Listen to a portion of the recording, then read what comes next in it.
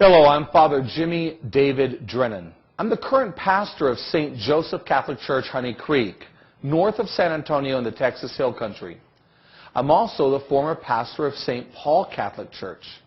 I'm very honored to speak to you on the value and the importance of providing health and health care to those we love and who are very important to us.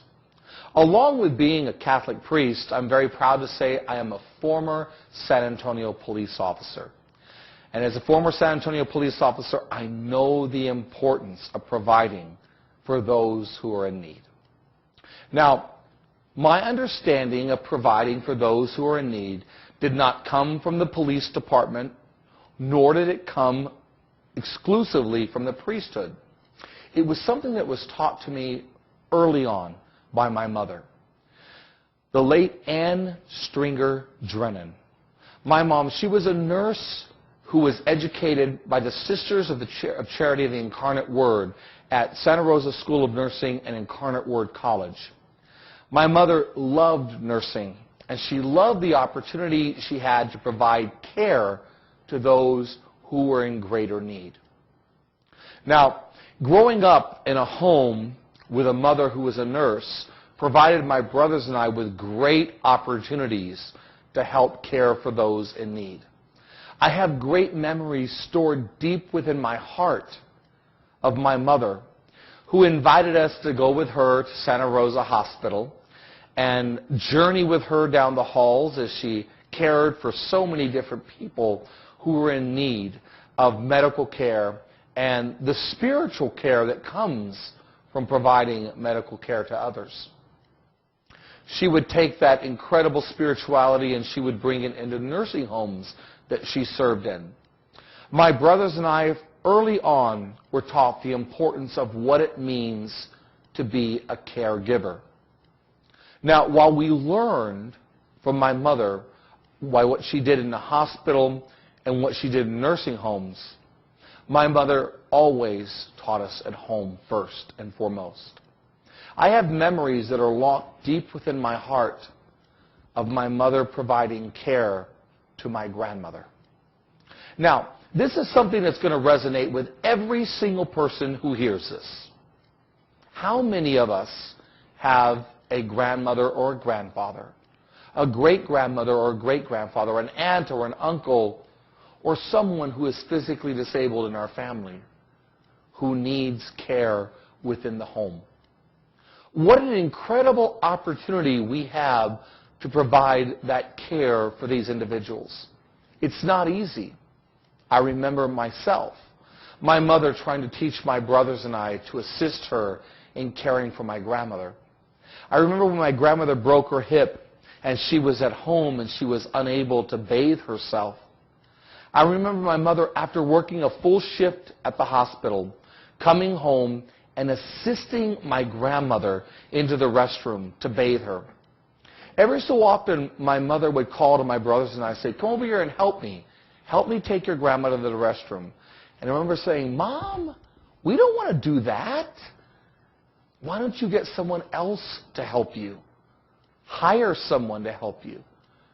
And I remember my mother looking at us and she's saying, "You know, you don't understand what I'm asking you, but one day you will. Now help me." I remember the time my mother asked me to care for my grandmother in the home. It was a very difficult day. On that day, my grandmother had soiled herself in bed. And my mother was taking her into the restroom and she asked me to help her. And I said, "No, Mom." I said, "Hire someone to do that. Get someone else to do that." And my mother says, "Come and help me." I remember running out of the back of the house as a young teenager, not wanting to do it. Years would pass, and I would bury my grandmother, who I loved with all my heart. Years would pass after I left the police department, became a priest. And my mother, she would lay ill in the hospital, very close to death. I remember every day I sat by her side with doctors and nurses coming in to care for her. Nurses and aides and orderlies caring for my mother. They would take and they would wash her body. They would clean her bed. Day by day, they would care for her. The day she died, I remember I was sleeping next to my mom in a chair, and I remember the nurses came in to change her bedding. And I remember them telling me, "Father, you need to step outside of the room so we can care for your mom. We need to bathe her. We need to change her bedding." And I got up and I started walking out, and I looked back and I said, "No." I said, "I'm going to change her bedding." I remember that day, remembering the words of my mother. "What I'm asking you to do, you don't understand, but one day you will." I remember what it was like to take my mother's garments off of her body. I remember what it was like to take the bedding off of the bed. And the nurses stood next to me as I washed my mom's body. And I put lotion on her hands and upon her feet. And I dried her body. And I put new bedding on her bed. And I put new vestments and a gown on her body. I remember watching them leave. For the first moment it came to me.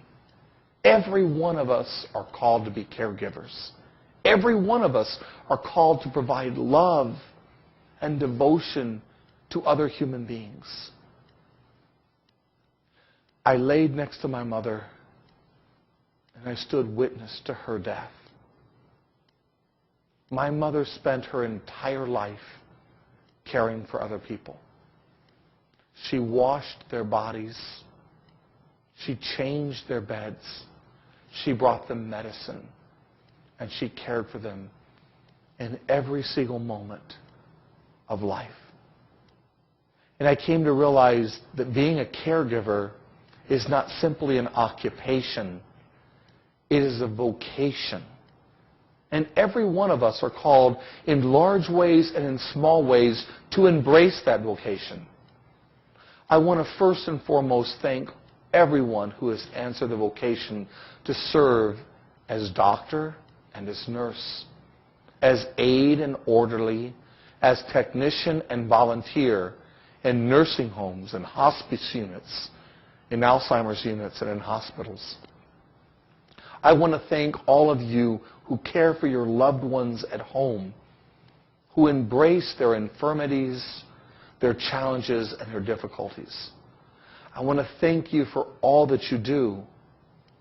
And for every one of us who are uncertain about our own abilities to care for others, I want to invite you, as I invite myself each and every day, to embrace this opportunity to serve.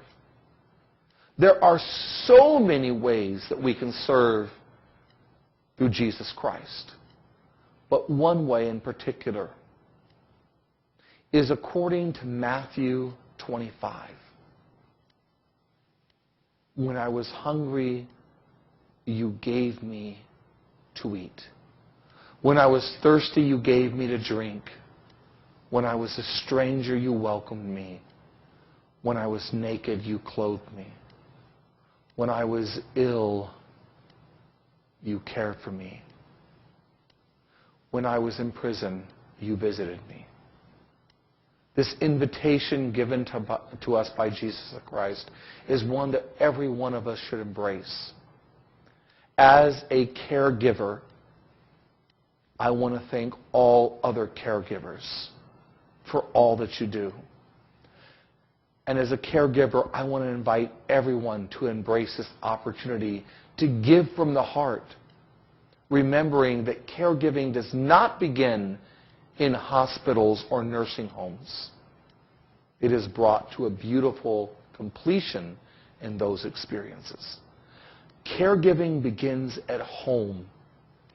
It begins with our family and our friends. It is extended to the strangers that come into our lives.